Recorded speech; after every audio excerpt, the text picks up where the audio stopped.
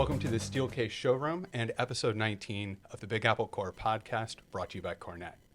I'm Nathan Strieter, director with LSM Architects, and today I'm joined by four amazing professionals, all part of CoreNet's Sustainability Committee. And today we're discussing the impact of green concepts and circular value on real estate and development. April is Earth Month, and we're privileged today to be showcasing the economic benefits of implementing green programs and noting that these designs and products are not just add-ons, but provide inherent value. Let's go through and introduce ourselves. Sure. It's great to be here, and thanks for hosting Steelcase and CoreNet. It's awesome. I'm Jonce Walker. I'm a principal at HLW, which is a global architecture and design firm. I'm the global director of sustainability and wellness, and I'm the managing director of our in-house sustainability consultancy called Beyond. Fantastic. Well, my name is Max. I work for a startup called JUNNOO. We're all about sustainability, and we invented a demountable wall for the office space that you can reuse over and over again. Hello, Nathan. Eric Brill with Gensler, an international global architectural firm ourselves. I'm a studio director, licensed architect. I run a group of 20 amazing, talented individuals focusing on workplace and corporate interiors, building repositions, really with a focus on sustainable and environmental design. Thanks for having us. And I'm Thomas Bader-Matheson. I'm the managing partner of The Switch & Co., which is an advisory firm that helps investors and business leaders green both real estate and businesses for higher returns. Awesome. Well, jumping into today, I'd love to start with Jonce. Sure. If you could speak a little bit to where we are in the market right now and what we can do as architects and designers. Yeah, I mean, we're in an interesting moment right now, right? The market is kind of wild, but one thing that has continued to progress is actually a focus on sustainability, specifically embodied carbon. Mm-hmm. For a long time, we've been really doing great work around operational carbon, but now we're shifting a focus in the market to embodied carbon, and I can talk a little bit more about that later. Yeah, I think we should talk a lot about it right now. Let's do that. Embodied carbon has a massive role Yeah. within commercial interiors. We have cycles of rebuilding and building again to fit out for different tenants. Right. We're surrounded in a city, Yep. which is lovely, New York, that has towering skyscrapers that we're redoing every decade for Yep. different tenant leases. Right. I wonder if you could speak to the value of understanding that so that we can capitalize on reducing it.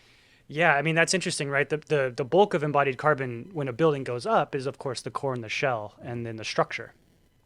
But once that building's up and that upfront carbon is expended, we have to really pay attention to how tenants fit out spaces every 5-7 years. Mm-hmm. And over the lifetime of a building, that constant churn of renovations, actually, the embodied carbon impact of that can outweigh the structure of the core and the shell of that building. So it's really important to focus on that.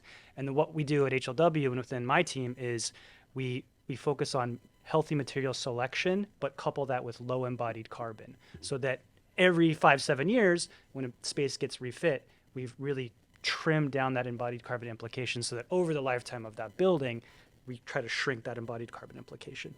Right. So as we are coming out of COVID, we know that we're also seeing, you said 5 to 7 year on the leases, and I was saying it used to be 10. It used to be 10 to 15. Yeah. So, I mean, that's exactly something we were talking about before. These shorter leases are driving a quicker turnover. So what can we do to maximize not just the selection, but maybe the durability of those products? Yeah, I mean, it's an excellent question. We talk about this every day, and we have a little saying at HLW. I'm sure Gensler probably has a similar thing, but it's screws over glue, things that can be disassembled and reused somewhere else. When you have a client who's moving somewhere else on the island, what of that space that exists now can be removed and maybe reused at their new space? Not everything's going to survive, but if we can prioritize reuse, thinking things in a circular fashion, which I know some of these gentlemen are going to talk about later, that's where you can really win. But also thinking about specifying bio-based materials, woods, corks, natural things that also in their life cycle sequester carbon versus having a massive carbon input when they're created, can really bring that embodied carbon savings to fruition. Yeah. And this is really, when we're talking about the embodied carbon and the selection of the materiality, an important shift that has to happen within the market.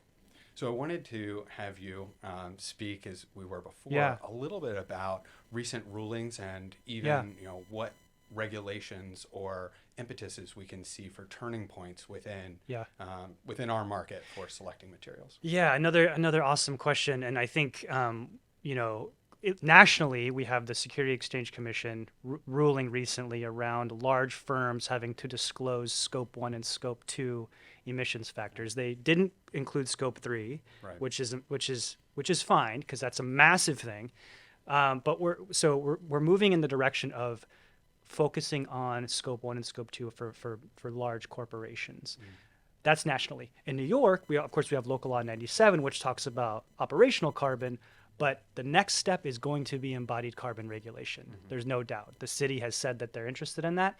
So that's going to be the next phase. And then if you talk about other places around the country, California, for example, has new legislation on the books that kicks in 2026 around embodied carbon as well. So regardless of the national stage around the SEC excluding Scope 3, local jurisdictions and states are going to have that be required for large corporations and companies. And that's going to impact the commercial industry a lot because, most of the ones, especially in New York, are going to have to pay attention to that. So it's coming, it's happening, it's an exciting time.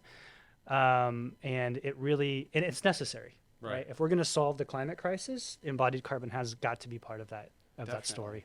Definitely. Yeah, Thomas. And, just like to add a view to that, because this is also happening across the rest of the world. So one can be discussing local legislations, whether one may pull a little further in one direction, another in another. But if we're talking global companies, which are largely the constituents of CoreNet, they get, too complicated if they have to locally adjust everything all the time. So what they often like to do is follow what some of the most ambitious rulings are, and then they will create guidelines for that across the board. So, all of those good points that Jonce brings up, if those are more ambitious in the States than in Europe, then they're still often going to enforce them in their European portfolio. Right. And in Europe, for example, or Singapore or China or Australia, legislations are coming too. So the bar is just being raised, and companies will often want to follow the highest bar across the board. Right. Yep, exactly. That's a fantastic point. Jonce, when we talk about embodied carbon versus operational carbon, that's something that we're working with daily as architects, and we're looking at as materials. But can you take a moment to kind of explain that differentiation for those who are a little less familiar?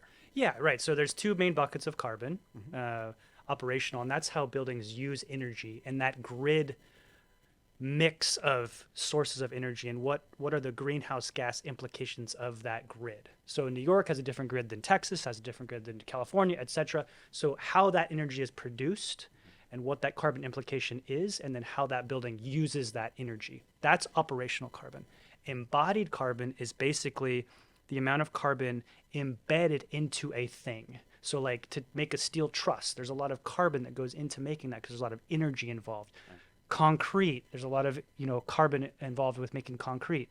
Anything you see in the built environment had to have some sort of carbon implication to create it. So if we can make design decisions based on drywall, not the most interesting thing, but there are definitely players that have less embodied carbon than others. I mean, it depends on how you use it. Okay, that's true. That's true. So, but there are things out there that have just less of an impact, and it can be the same thing, but measuring and understanding that carbon implication and basing design decisions on that as a factor in that decision. Of course, you got to think about cost, availability, etc. But that should be part of that decision matrix, is thinking about this versus this and what's the carbon implications. Right. Yeah. And obviously, if we don't have to remake something, then it has a lot less embodied carbon. So that's where I wanted to bring Max in, so that we can start to talk a little bit more about circularity. And as we know, circular value refers to the concept of not just extracting, but reusing and making sure that we're elevating what we use so that at the end of its life cycle, it's not a degraded product. And your experience, Max, I think that you were talking about what JUNNOO does, and I'd love for you to give our listeners a little bit of a view into not just what the product is, but how you ensure that circular use. So thanks very much for asking that question, and I'm happy because Jonce already did a great intro for me to go on to it, so I'm very happy about that. But before I jump into what is circular value, just so everybody really understands well, I want to give the concept of linear economy and circular economy. So in linear economy, if we talk about drywall, we build something, we gonna trash it after 5 years, and we're gonna rebuild it again. So that's linear economy, singular use. If we talk about circular economy, it's all about reusing, refurbishing, recycling. There's a lot of definition what is circular economy. For me, it's keeping the materials as long as possible in the economy. And the big advantage of that is instead of having every time building and trashing and having that peak of embodied carbons, as Jonce was explaining, with circular economy, you keep on using those components in the economy longer and longer, and you can extend that life much longer and avoid that peak that's come into life every time again. Okay. So linear economy, circular economy. If we talk about circular value, we are not here to hug trees. We are not here just to say we have to be sustainable. It also has to make economic sense. That's right. So Jonce was already saying like, okay, if you're gonna move a piece of this furniture to another building, does it make sense? And that's the idea of circular value. It's a formula created to see is this product from an economic point of view also reusable. So to give a very simple example, how the formula works, you have the residual value. So what is the product worth after its first life, okay? And you divide that by the cost of reuse. So example, clay roof tiles. It's a very European example, sorry for that. It's okay. But We have listeners in Florida. The large audience. And the sun belt. so clay roof tiles, perfectly reusable from circular economy point of view, but the cost, the residual value is $10 per square feet, and the cost of reusing is $20 per square feet. So at the end, this is a value below 1. So from a circular value point of view, it's not really, it does not make sense. And you need like a very strong sustainability push to do it. So it's important to create products that have a high enough residual value at a cost that is easy to reuse. So another extreme example, we all know Lego. So when you have a Lego set, instead of when you have built a Lego set, you will not throw it away because the value of the Lego set is high enough to dismantle it and to reuse it. So your Lego set is worth $100. It takes $5 of your work time. I don't know how much you earn, but okay. It takes $5 of your work time to dismantle it. So you have a product that is perfectly reusable, but it also makes sense from an economic point of view. And that's with JUNNOO, that's how we designed our wall system. So instead of drywall, which is not reusable, we're gonna create a system that after 5 years, when you want to rebuild a space, you can take those pieces back and reinstall them again somewhere else. And that's the whole concept of circular value, basically. Right. Yeah, and there's also No, there's also no. It's a very nature-based philosophy, right? Because there is no waste in nature, right? Nature is circular. Yeah. We're the only species where we have a massive waste stream. No other species on the planet does. Yeah. So I mean, I love that. I love that you guys are doing that. It makes total sense. Yeah. Just to challenge your Lego assumption a little bit, obviously we want to make sure, though, that the products themselves are being reused. So when you put a product out in the world, JUNNOO's wall product, and it ends up being relocated or disassembled, does your team from JUNNOO go and do that relocation or disassembly? Because you could imagine someone taking Legos apart with a screwdriver or a knife versus someone taking it apart with their hands. It's a little different. And that really leads to questions about, a material's life as well. So it's a very, very interesting question. And it's also, as a company, from the beginning, when you purchase a wall, you receive a value on your purchase order. What is the value of this wall in the future? So you know instantly, for example, I buy a wall at $100, my value is $30 after the use. So you can decide to dismantle it yourself and give it back to us, or we can come in and dismantle it. And normally the cost of dismantling will always be lower than the cost of the buyback. So instead of paying to trash it, you will receive money to give the wall back. And that's only possible if you design your product in such a way. And that's also our goal, to have other manufacturers think like that, because everybody is like, yeah, we have a refurbishing program. It's often just to tick a box, which is, it's a good start, but we have to design the product in such a way that from a business model, it also makes sense. So that's the twist. Yeah, no, to be successful in a circular economy, it must lead to economic advantages. Yeah. So how are you really, how do you, with a little bit of background in sales as well, see other companies, you know, approaching this beyond just partitions and wall systems? Like where do you see, or how do you see welcoming others in or enticing them into this circular thinking? It's all about the money. I think we can always agree, especially being in New York, money is always the thing that comes first. So just in general, if you buy back the products and you can resell that product again, and if your resale value, you can make sometimes more margin on your resale value. And your resale value will below the value of other people, their production price. Right. So I call it a snowball effect. So the more you take back, the more you can resell. So make second profit, which is higher than in the first life. And you, at the same time, you're pushing away your competitors because your second life product is cheaper than their original production. Well, So and that's the whole goal, right? Is that circular economy isn't just circular to yourself, but it spirals up, increasing value. You know, I'm often think of this like with respect to Bill McDonough's reference to the Toyota manufacturing line, where efficiencies lead to not only more economic efficiencies, but better cars and better products, which then lead to better resale value, which then leads to selling more cars. So I wanted to bring you back in, Jonce, and have a few questions for the two of you. So feel free to jump in, either one. But as we look at demolition and we look at taking things apart and we look at the lessening cycle of taking things apart, you know, big things, buildings, whole floor plates, hundreds of thousands of square feet, you know, should we be rethinking how we demolish? And what implications are those for designers and for operations to say, you know, am I gutting a whole floor plate? Am I gutting a whole building? What is reusable? Or, you know, what can I move into today? Totally.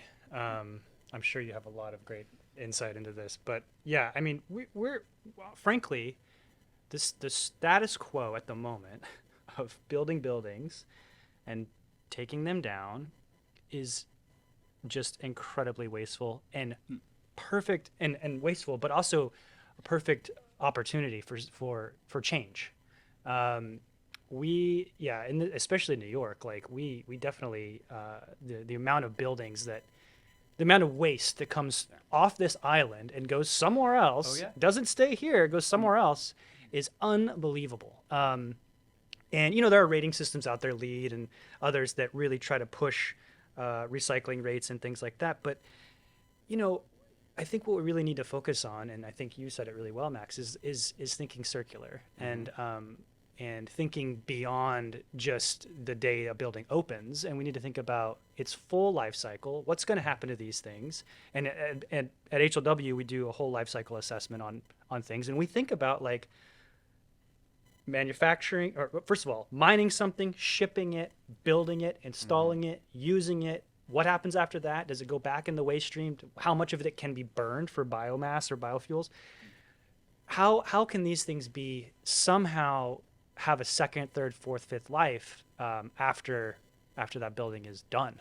And we're at a moment in time where we should really be thinking about that. I mean, Japan had the metabolism movement in the 70s, and that kind of didn't really work, but for many reasons. For many reasons, we're not going to go there on this podcast. No, I think but that there tune are in for episode yeah 20. there are moments of thinking like we should think of things like systems that can be disassembled and moved around and reused somewhere else. Yeah, and starting with individual products. Yeah. Max, take it from here. And I also want to jump in there because we also have to think, and I don't want to get into the architect way, but in building less or thinking about a space, how can we have a different purpose of that space? It already starts there. So Yeah, less is more. yeah, 100%. that's my point. Thank you. Amazing. Okay. And I know that I was talking to you guys before. What sort of books? It's Earth Month. We want our listeners to not only engage with the topics that you're talking about today, but there might be some adjacent topics for which we're interested. What would you recommend we be reading right now? Yeah, I mean, there's a few. I'm so curious what you're all going to say, but I've been reading. I read several books which really shaped my career years ago. Anything by Paul Hawken, by the way, is amazing. Blessed Unrest, The Ecology of Commerce. He's got a bunch that are absolutely amazing. And then the other one that I read early on in my career is called Mid-Course Correction. It's Ray Anderson's book, actually, who founded Interface Carpet Tiles. And it just got a kind of a redo recently. But in that book, he talks about how he has completely course-corrected Interface as a company around sustainability and what he calls Mission Zero. So anyways, those are some recommendations that I think anybody should read. Yeah. Yep. I know what to do in the next weeks. Yeah. For me, it's not a book regarding to sustainability. It's another book. It's more a management book. It's called Straight Line Leadership by Dusan Djukic. It helped me a lot. It's how can you reach from A to B, and the easiest way is a straight line. But we tend as a person always to go in a different way to reach your goal. And it's a book, and it's every page it's one specific topic, so it's very easy to read, and you can read it in different parts, but it gives you a lot of inspiration how you can become a better leader. Awesome. Well, those are fantastic recommendations.